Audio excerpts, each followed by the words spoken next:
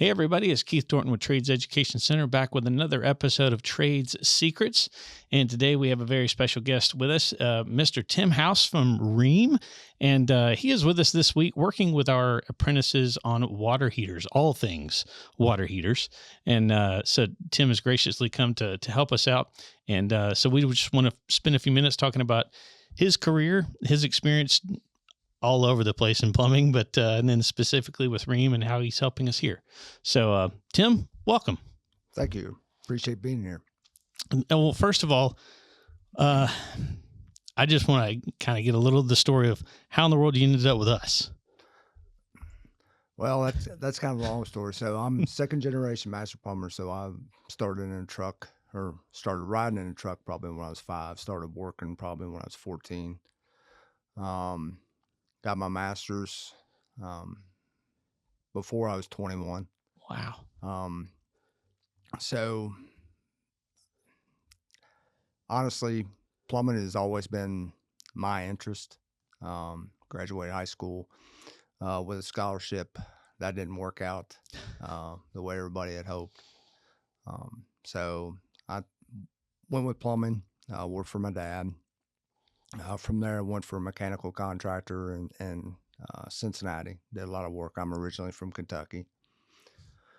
So, run a stint with the Department of Housing in the state of Kentucky over the Division of Plumbing, HVAC, and boilers. Wow. Was on code committee, examining committee. So I've had the ability to see all aspects of the industry. So left there, went back into plumbing, and kind of just worked what I wanted to work. I've worked for Rheem for last 2 years. I relocated to Georgia back January last year. Prior to coming to work for Rheem, I worked on some innovation projects, was a ASP forum and a pro plumber, and I promised the wife that if I ever had the opportunity to move south, she didn't like the winters in Kentucky, we would. I was actually down in Atlanta doing a video for Rheem, and we started talking. So the last 6 years I was in Kentucky, I worked and got an apprenticeship program going. So giving back to the trade, trying to get people to come to the trade has been something near and dear to me. One of the things that drew me to Rheem was, instead of focusing on one area in one state, having the ability to work in a larger capacity. Rheem is, approximately about 8 years ago, taking a focus on the plumber itself and working with trade schools, working with high schools. So part of my job gives me the ability to work with programs like this.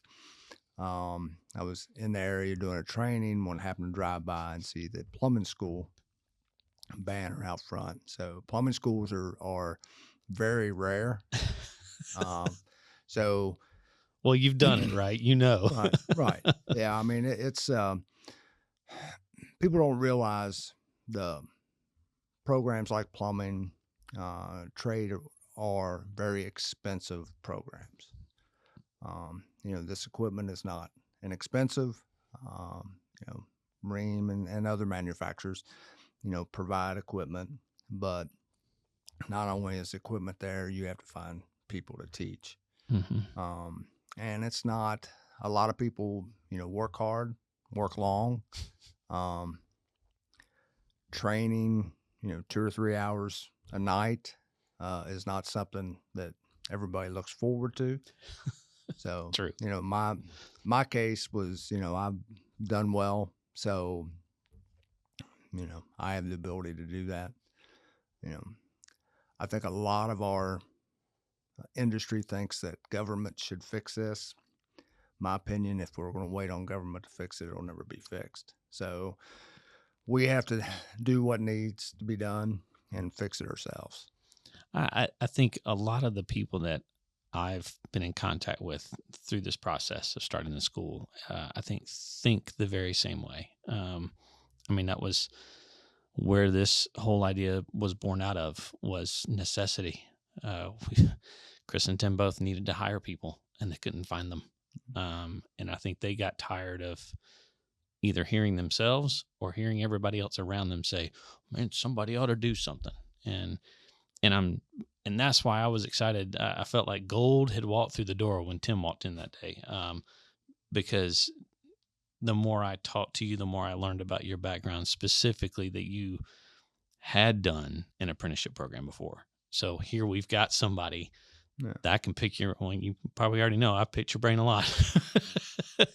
But that's huge for us to know others that have gone before.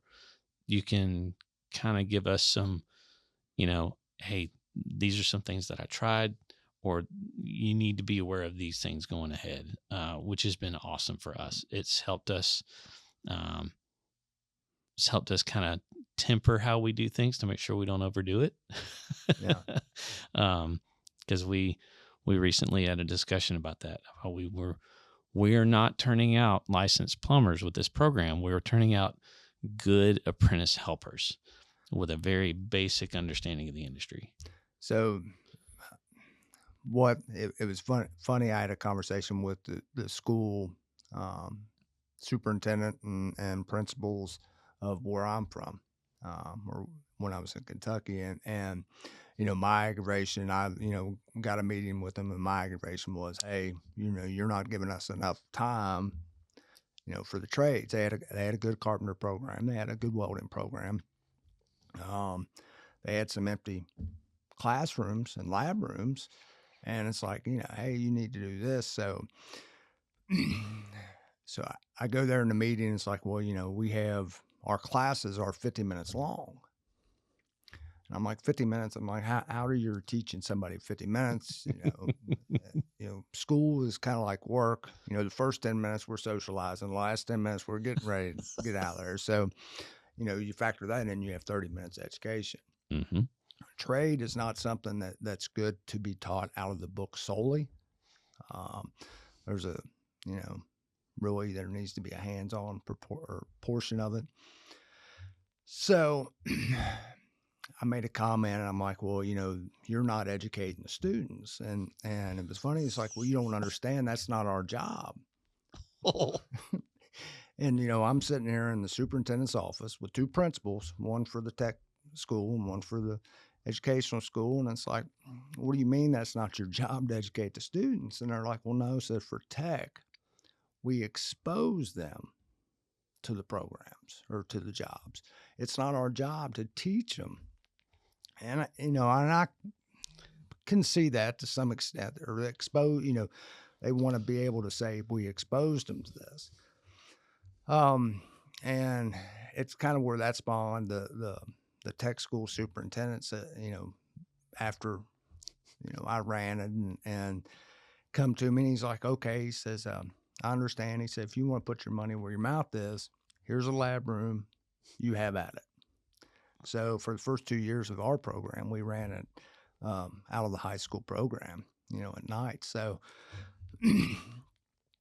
I would encourage anybody that's in the industry, and not just the plumbing industry. If you're in an industry that provides well for you, in my opinion, the way I was brought up, you should return that to the industry.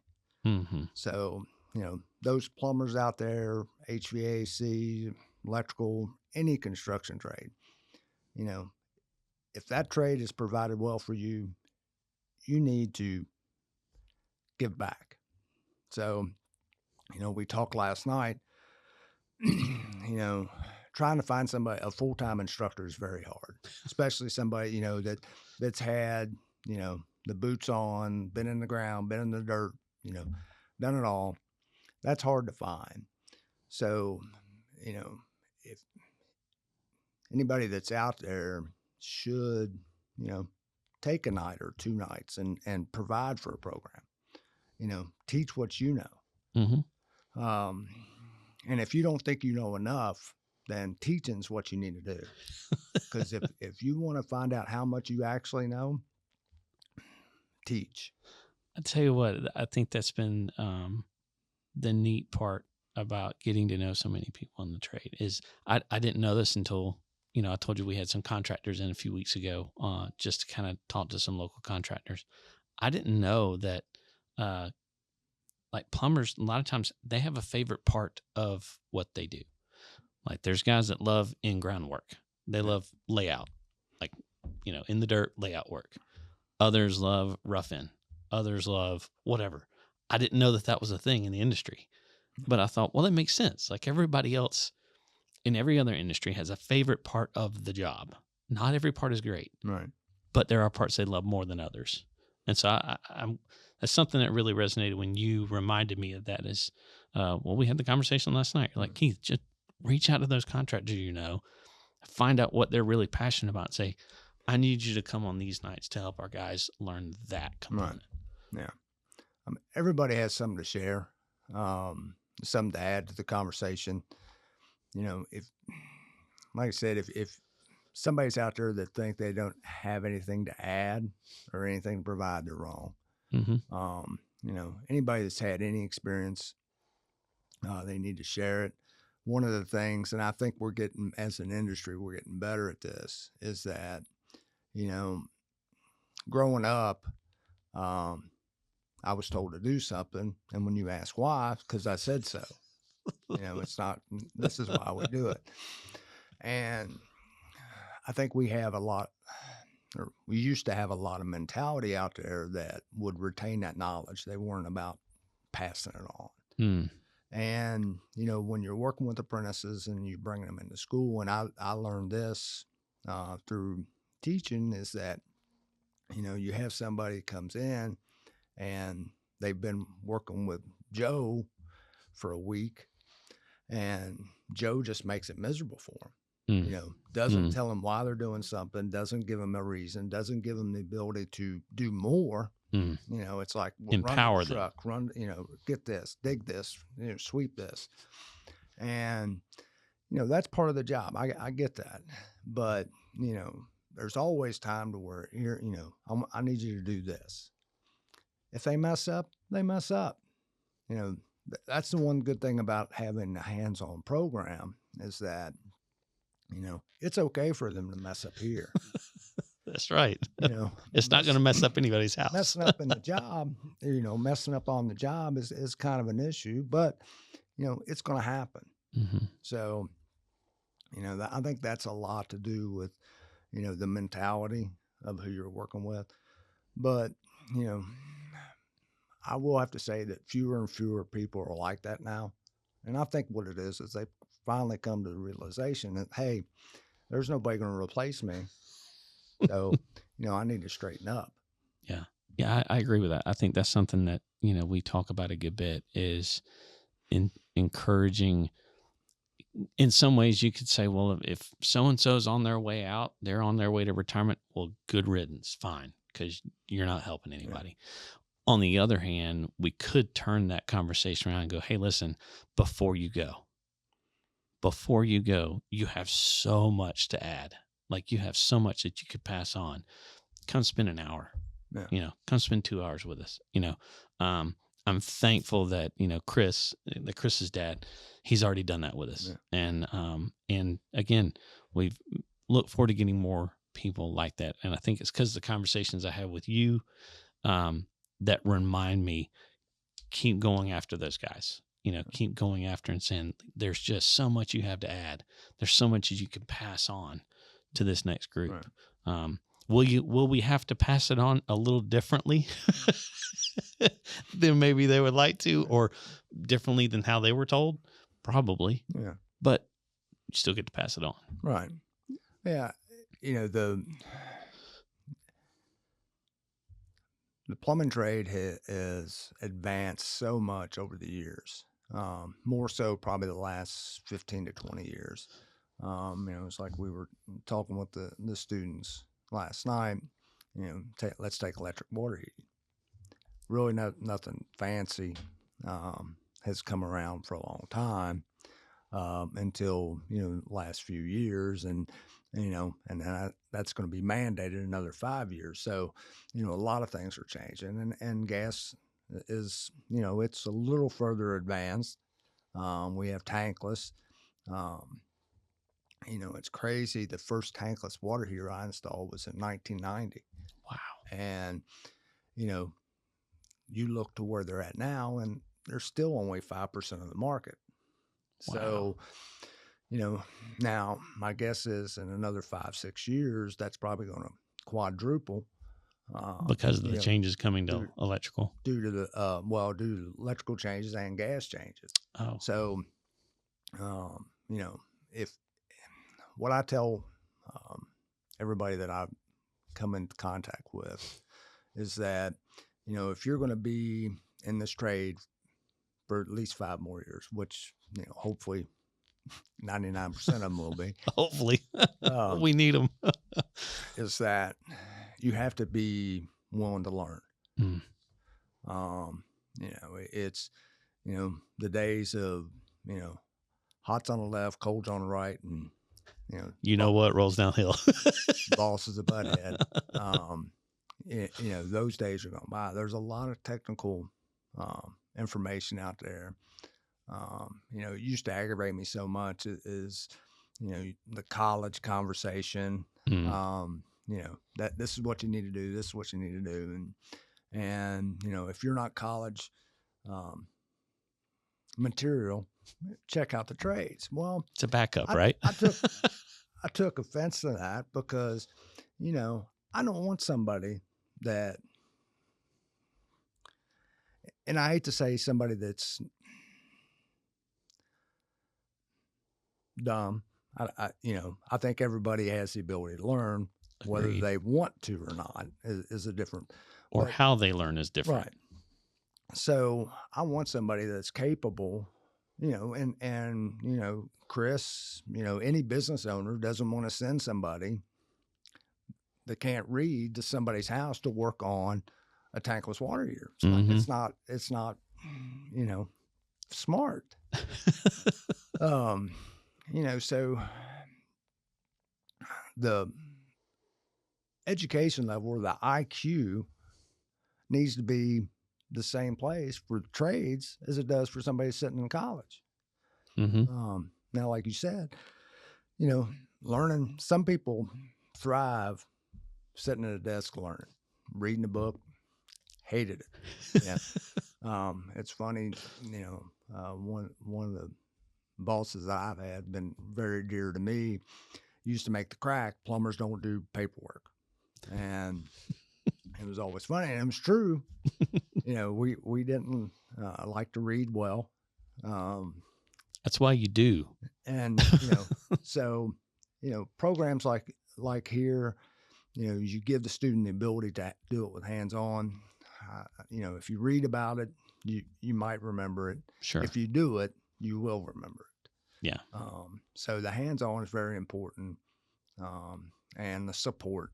The companies out there that are encouraging training, that's one of the things that I see, being in my position with Rheem, we offer training, and you see companies that do training and you see companies that don't do training. And you see the attitude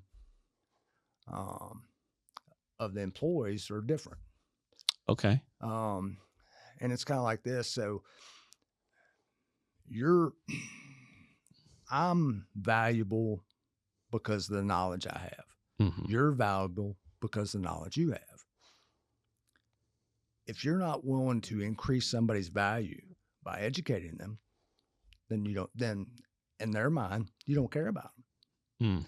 So it's not, yes, somebody wants to be paid well. So if I pay somebody well, but I don't train them, I don't expect, I'm not going to pay them any more. No. Because they're not learning more. You're tapped out. They're tapped out. You're tapped out. And, you hear the argument, well, if I train them, they'll just go somewhere else. Okay. If you don't train them and they stay, who's benefiting from that? You're not growing. So, increase people's value by increasing their knowledge. You know, my dad told me, many times that if you ever let a day go by without learning something, it's a waste of a day. Mm. Hmm. It's kind of like going to the gym, which I don't do that enough. But if you don't use a muscle, it weakens. Mm-hmm. If you don't use your mind, it weakens. Mm-hmm. So if you're not bringing in new information and you're not, trying to educate yourself, your value just goes down. At the very least, it's going to stay the same. Yeah. But, if you don't, the information that you know now, in another 2 or 3 years, is not going to be tangible. Yeah. So, you have to do that. But, companies that do the training and invest in education, invest in schools, their employees see that as, hey, they care. Mm-hmm. Well, and to me, it's been obvious to us with all the partners that we have so far is they're all companies that are investing, like Rheem, investing in education. They're out there, and Tim talks about some of the frustrations on the wholesale side of people come in and fuss at him because they, let's say it's a pump and they bought the wrong pump, and they come and raise Cain because somehow it's Tim's fault. And he's like I tried to tell you, you came in asking for a pump. And I said, okay, well, in order to get the right pump, I need this information from you. Well, they didn't want to provide it. He's like, okay, well, you pick whatever pump you want. I can't tell you whether it's going to work or not because you haven't given me the parameters. And so even on what I've seen in this whole experience is I've even seen the trickle down from, not trickle down, but I've seen the effect of manufacturers who want to educate.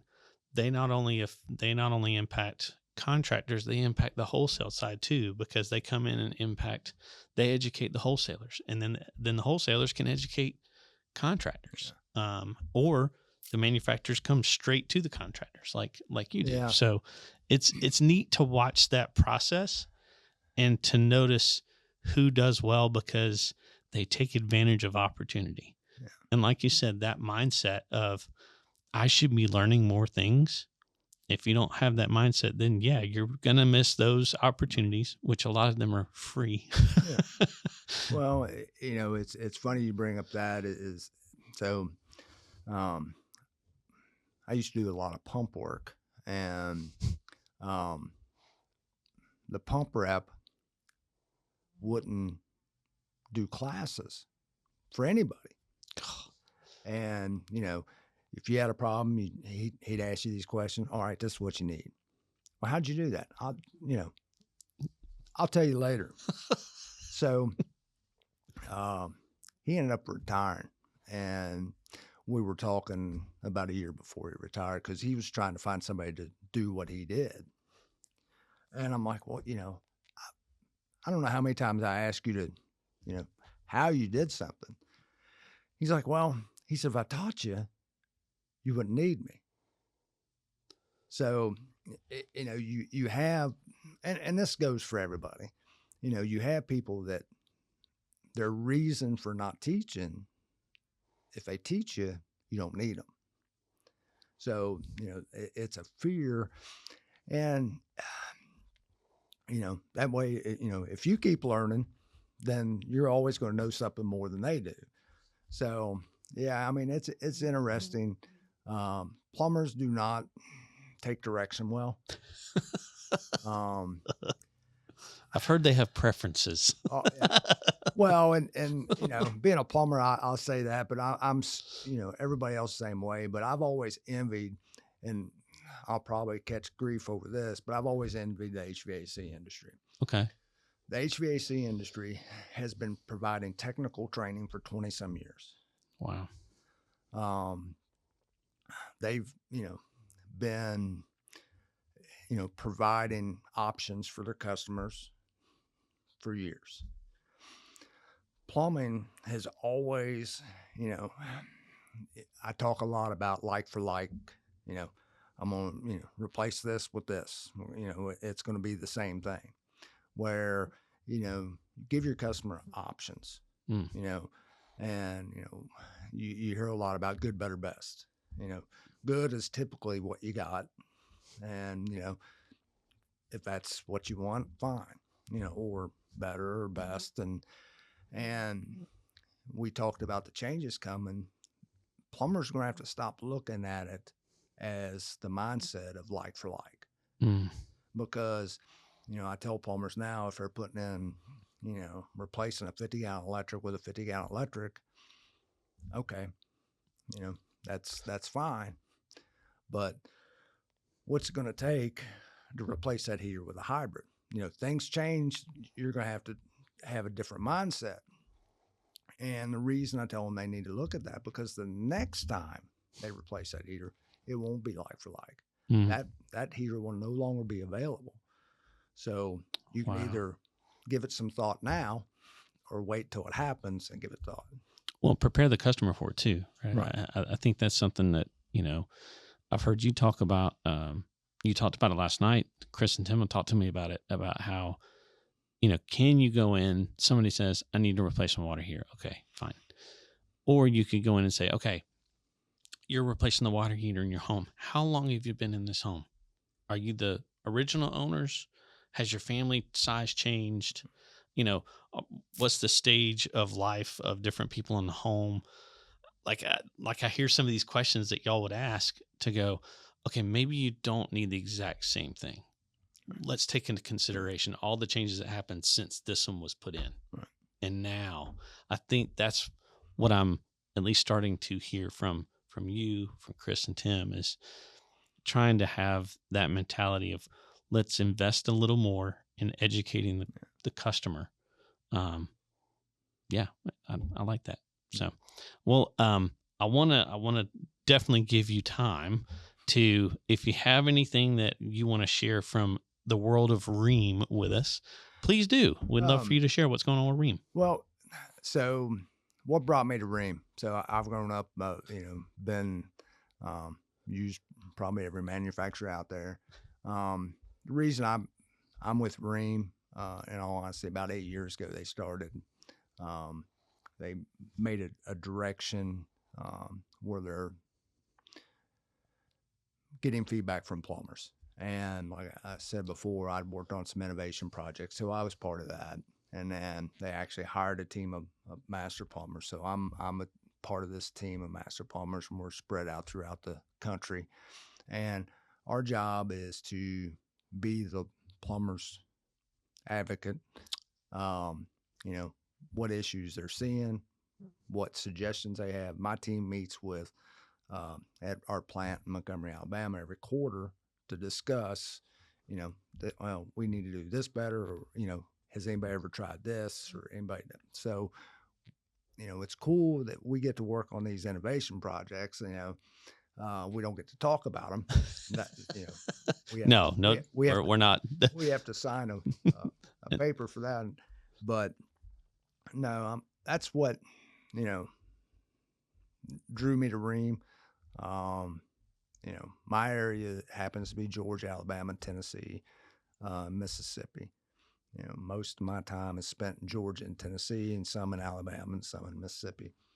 But, if somebody is needing something, I have some contractors that reach out to me from California, from different podcasts and different things. So that part's cool. But no,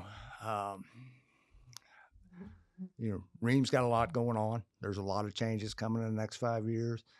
It's exciting to be on, kind of being behind the scenes, not really on, one way or the other. I'm not building it, and I'm not installing it, but, I get to see both sides of it. So, but you're part of the people that are providing input, right? That's going to drive those changes. So, that part's pretty cool. For me, Rheem has, what they call ILCs, Innovation Learning Centers. They have 5 throughout the United States. The first one's in Roswell, Georgia, and that's actually where the water heater headquarters is for North America.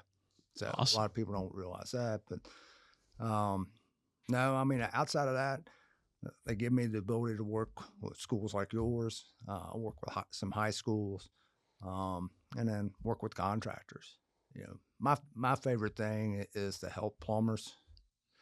And then, you know, I'm always picking stuff up from plumbers. You know, it's, you know, growing up, the material that we used was, you know, we still had to use cast iron underground and then PVC above ground. And that was, you know, now by the time I got out of high school, it was mostly PVC, but, you know, PVC and copper. Mm-hmm. And then, you know, through the years, you see, you know, different products come out, and it's crazy. It's, you know, I remember when PVC came out, you know, that was going to be the end of the industry. You know, we're all going to heck and a handbasket, and, you know, just wait, everything's going to blow Everything's up. going to break. And then, you know, PVC stuck around. CPVC had some issues in the beginning, and probably still some issues, and then, you know, there's been different materials, and then now you got packs, and, you know, you still have plumbers that's, you know, it's junk, you know, and They don't trust so it. it's funny, and you know, it's at the end of the day, it's going to, you know, everything's changing. Yeah. You know, Yeah. Another 10 years, it's going to be different than it is now. And it's always, you know, the worst thing ever.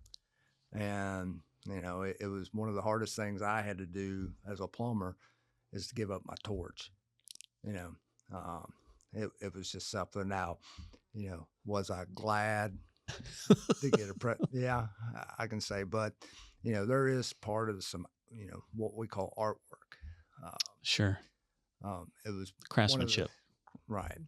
So one of the things, and I'll leave it at this, is so I used to do a lot of code classes in Kentucky, and you know, one of the things, and it was part of every journeyman and master exam out there, and it was always you had to define plumbing. And you know, back, gosh, when I took mine, you define plumbing, and pretty much they wanted you to write it word for word. But the thing of it was, and I've learned this from getting into that aspect of it, is that, you know, the definition of plumbing was the art of installing, and then everything that come along with it, everything from, you know, the drain, waste, and vent, water distribution, water supply, drainage, medical gas, storm sewer, you know, and it was always, if you didn't have the art of installing, it didn't matter what else. You lost everything, and Wow. you know, you missed that question. And being young, you know, this is stupid. And this is what I found out, you know, is that, you know, there was an examining committee that put this together, and they were, you know, what we called old school, which I'm probably old school now, but this was their take on it. If art of installing, if you feel that what you do is art of installing and you take pride in your work, the examining committee wanted people that took pride in their work.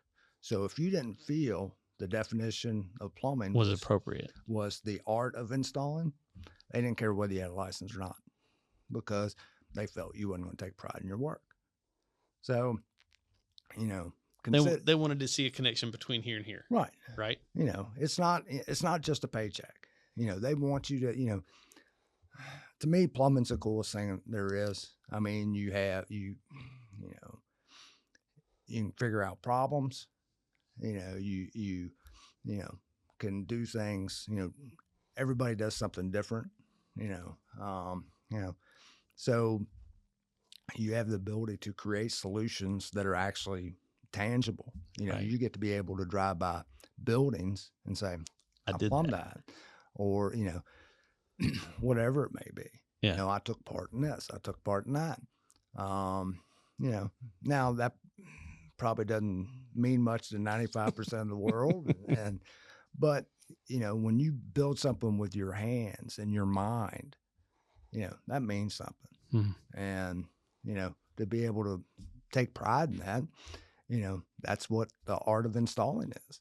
Well, I love that because I do think that speaks a lot to what a lot of people are missing now. And it sounds like it's kind of resounding a lot in our younger generation right now, is that kind of feeling of lostness, of just being lost, direction, without purpose. And I think what you just described about the art of installing and that pride in what you're doing, I think that can help give people purpose. Like, there's a reason I'm doing this. It's not just a paycheck. Like, there's people's lives are going to be impacted by what I do.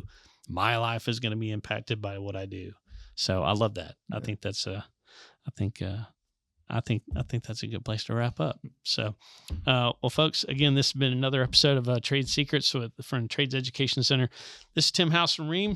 This is Keith Thornton from Trades Education Center. Thank you guys for tuning in, and we'll look forward to more very, very soon. Thanks. Thanks.